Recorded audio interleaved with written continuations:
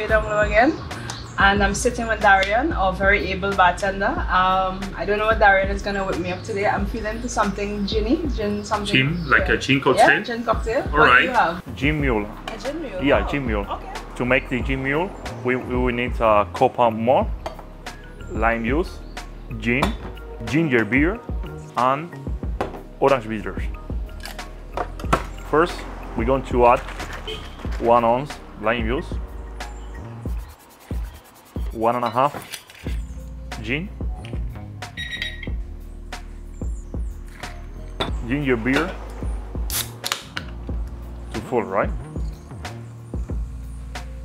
And bitters on top, orange bitters on top.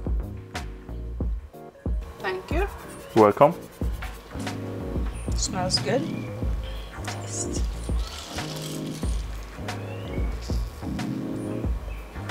Wow, Darian, this is everything. Really good. Thank you.